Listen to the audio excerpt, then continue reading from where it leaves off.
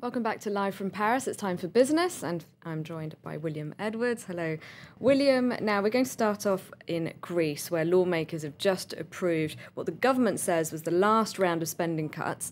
Does that mean, though, that Greece is almost out of the woods?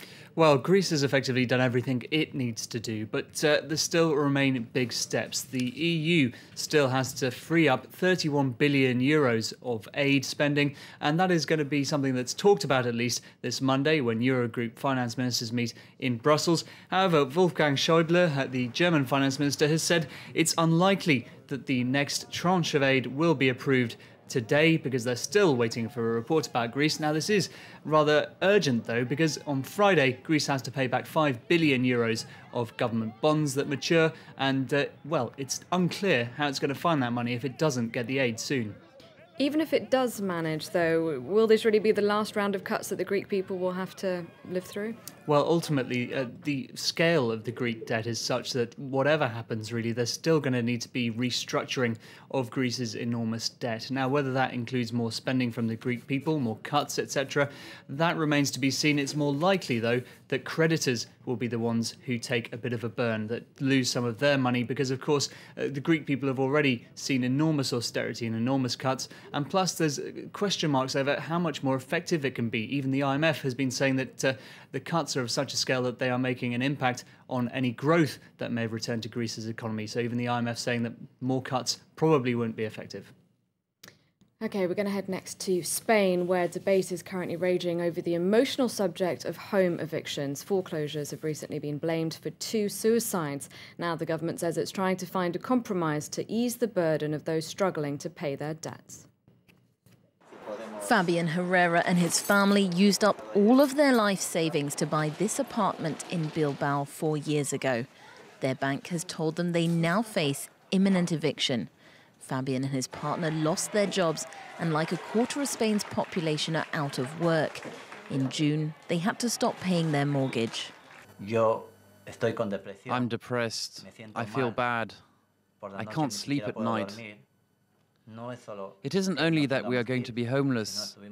The bank's director has told us that even after we are evicted from our home, we will have a lifetime debt with the bank and will have to pay it off. Less than 10 kilometers away in Baracaldo, a 53-year-old woman threw herself out of her 4-story window on Friday as court officials came to evict her. This is the second repossession-related suicide in Spain in recent weeks. The deaths have prompted large street demonstrations across the country. Responding to the public backlash, the government has vowed to fast-track reforms to the country's mortgage laws. I hope that we will find an agreement to temporarily stop evictions, especially those against the most vulnerable families. So far, just one bank has said it would suspend its foreclosure proceedings. There have been nearly 400,000 evictions in Spain since its property bubble burst in 2008. Let's head to Japan now. It's just released some disappointing GDP figures in the last few hours. That's right. For the third quarter, the economy has slowed by 0.9%. Maybe doesn't sound too bad, but in the last quarter, it only grew by 0.2%. It's got rid of all those gains and more. And in fact, if you annualise that rate, so if that happened every quarter of the year, the economy would shrink by minus 3.5%. So that's a big drop. There are a number of causes. Firstly, the boost from post-earthquake reconstruction spending. That seems to have now tailed off. Most things, if not back up and running, the big boost in spending has ended. Exporters are also being hurt by a general global slowdown, and of course particularly exporters to China. They have been hit after those disputes over territory led to anti-Japanese protests on the Chinese mainland. I imagine the markets then aren't reacting too well to that news. Well, certainly in Japan we've seen a disappointing day of trading. You can see the Tokyo Nikkei has closed down in the red there by nearly 1%. The Hang Seng and the Shanghai Composite in China have managed to finish in positive territory, but the Kospi has followed the Japanese lead. Now, why are Starbucks, Amazon and Google coming under the spotlight in the UK today? Well, executives from all three companies are testifying at a parliamentary hearing into corporate tax rates, which kicks off today. It follows a number of reports in the UK about the low rates paid by multinationals in the company. Now, for example, Apple paid a 2% rate on all of its profits outside of America. Google managed to get that even lower on its rate on UK turnover at 1.5%. Meanwhile, Starbucks has previously told tax officials in previous years that it made a technical loss in the country, while reporting to investors that actually business is going rather well in the UK. It's astounding. How do companies get away with such low rates? Well, partly it's due to incredibly clever accounting, rerouting profits through different countries, through offshore havens. Ireland, for example, has a much lower tax rate than the UK. That's where Apple does a lot of its business. But it's particularly easy, of course, with intangible goods such as web services, which a lot of these companies specialise in. There's no real geographical basis for a lot of them. Of course, it is worth noting, though, that a lot of these big companies, they do still, of course, employ people in countries such as the UK, and they have therefore to pay payroll taxes and, of course, sales taxes on goods that they sell there. Okay, now, while many exporters here in Europe are under pressure, Swiss watches remain a growth industry. With demand coming from China, more and more watchmakers are looking east. A touch of Switzerland in Beijing. The Swiss-made watch is a sign of quality and class, and with sales up nearly 8% in China, it's one many shoppers in Beijing are developing a taste for. The Swiss are world-renowned for making these watches. Everyone likes it. It's like French delicacies. Everyone likes them.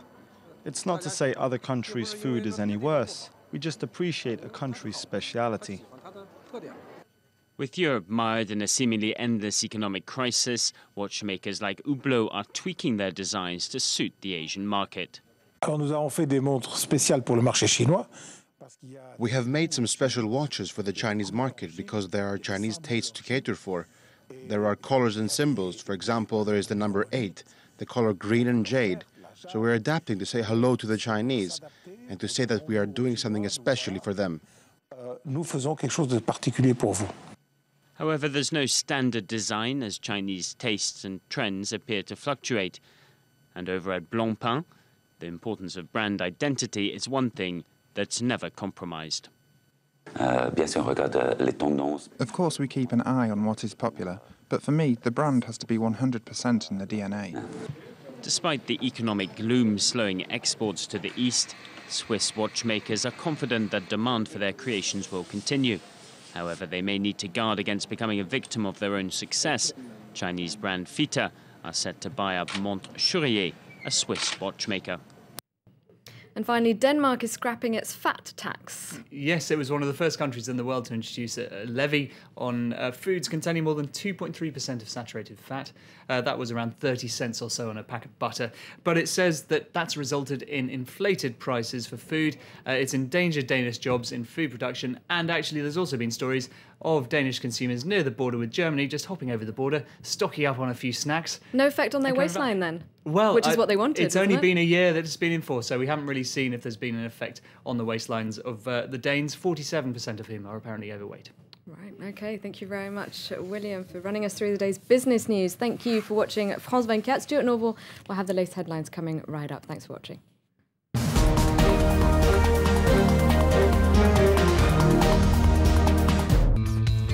Because a new page of history gets written every day. Because breaking news can't wait. Information. Everywhere. In all situations. On every subject. Understanding the world. Imagining the world.